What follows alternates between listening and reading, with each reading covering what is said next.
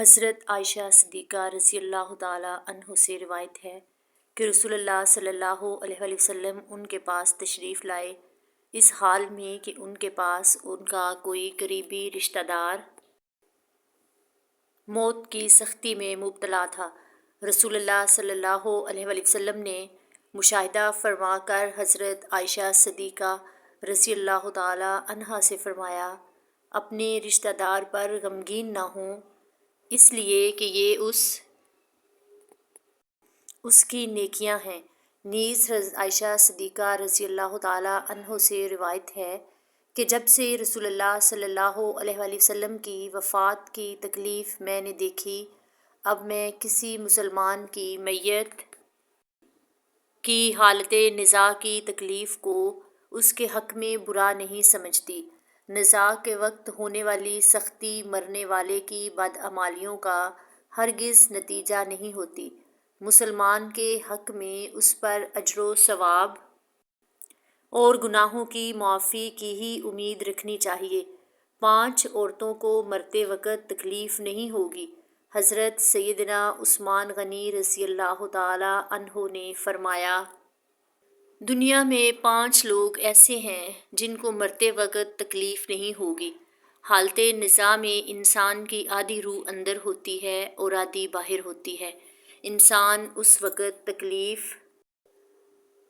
میں ہوتا ہے، اس وقت انسان کو پیاس اتنی لگتی ہے کہ انسان یہ چاہتا ہے کہ سمندر کا پانی پی جاؤں، اور اگر بالفرض وہ 7 سمندروں کا پانی پی بھی جائے پھر بھی اس کی پیاس ختم نہیں ہوگی۔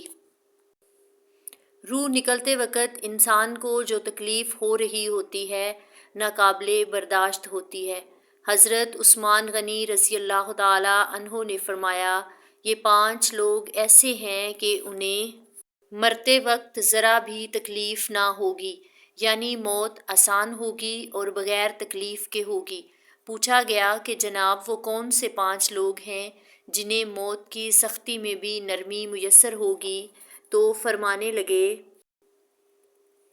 کہ سب سے پہلا شخص وہ جو اپنے ماں باپ کے مرنے کے بعد وراثت کا حصہ اپنی بہنوں کو پہنچانے میں جلدی کرتا ہے، یعنی وراثت کا حصہ اپنی بہنوں کو جلد اور بروقت پہنچاتا ہے کہ ایسا نہ ہو کہ بہن کے بچے بھوک سے بلکتے رہیں اور تم بہن کے حق پر قبضہ کیے بیٹھے رہو، اور بہن اس انتظار میں رہے کہ میرا بھائی کب مجھے میرے ماں باپ کی وراثت میں حصہ دے گا۔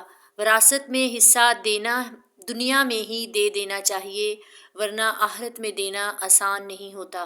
حضرت سیدنا زید رضی اللہ تعالیٰ عنہ فرماتے ہیں کہ رسول اللہ صلی اللہ علیہ وآلہ وسلم نے فرمایا، جو شخص کسی کی بالشت بھر زمین بھی عذرائے ظلم کرے گا، قیامت کے 7 آذینوں میں سے اتنی ہی زمین اس کے گلے میں توق کے طور پر ڈالی جائے گی۔ ایک اور حدیث میں ہے، حضرت انس رضی اللہ تعالیٰ عنہ فرماتے ہیں کہ رسول اللہ صلی اللہ علیہ وآلہ وسلم نے فرمایا، جو شخص اپنے وارث کی میراث کاٹے گا یعنی اس کا حصہ نہیں دے گا تو قیامت کے دن اس کی جنت کی میراث کاٹی جائے گی۔ بہن کا حق کھانا ایسا ہے جیسے خنزیر کا گوشت کھانا۔